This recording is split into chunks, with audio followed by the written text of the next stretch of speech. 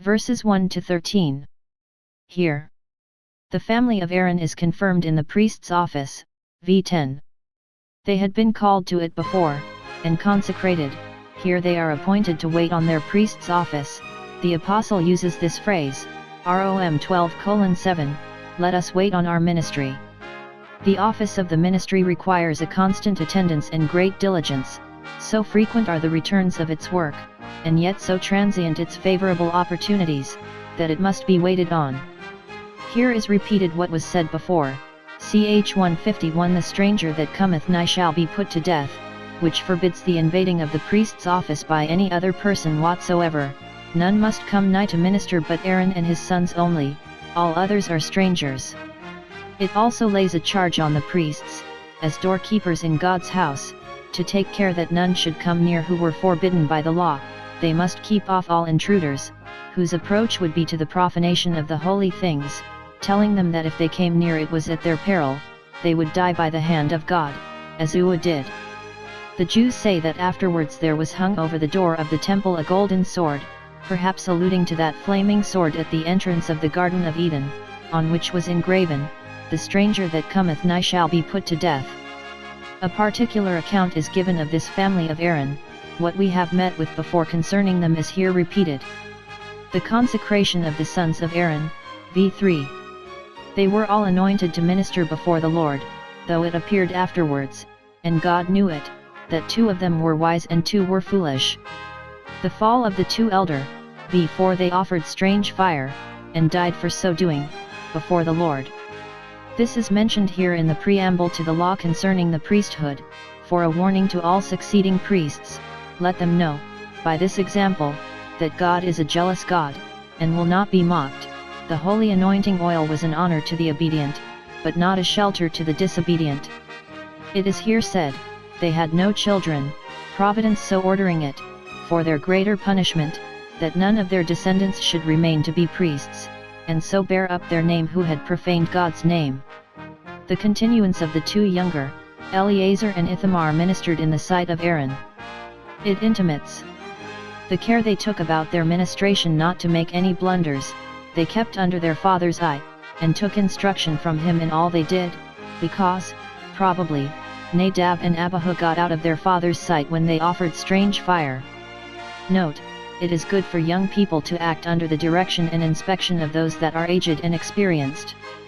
The comfort Aaron took in it, it pleased him to see his younger sons behave themselves prudently and gravely, when his 2 elder had miscarried. Note, it is a great satisfaction to parents to see their children walk in the truth. 3Jn 4. A grant is made of the Levites to be assistants to the priests in their work. Give the Levites to Aaron, v. 9. Aaron was to have a greater propriety in, and power over, the tribe of Levi than any other of the princes had in and over their respective tribes. There was a great deal of work belonging to the priest's office, and there were now only 3 pairs of hands to do it all, Aaron's and his 2 sons, for it does not appear that they had either of them any children at this time, at least not any that were of age to minister. Therefore God appoints the Levites to attend upon them. Note, those whom God finds work for his will find help for. Here is 1. The service for which the Levites were designed. They were to minister to the priests in their ministration to the Lord, v. 6, and to keep Aaron's charge, v. 7, as the deacons to the bishops in the evangelical constitution, serving at tables, while the bishops waited on their ministry. The Levites killed the sacrifices, and then the priests needed only to sprinkle the blood and burn the fat. The Levites prepared the incense, the priests burned it. They were to keep, not only Aaron's charge, but the charge of the whole congregation.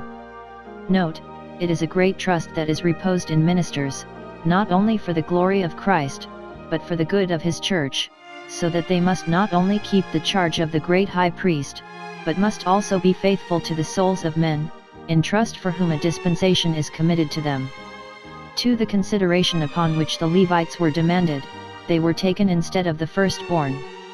The preservation of the firstborn of Israel, when all the firstborn of the Egyptians, with whom they were many of them mingled, were destroyed, was looked upon by him who never makes any unreasonable demands as cause sufficient of the appropriating of all the firstborn thenceforward to himself. v. 13 All the firstborn are mine. That was sufficient to make them his, though he had given no reason for it, for he is the sole fountain and Lord of all beings and powers, but because all obedience must flow from love, and acts of duty must be acts of gratitude, before they were challenged into peculiar services they were crowned with peculiar favors. Note, when he that made us saves us we are thereby laid under further obligations to serve him and live to him.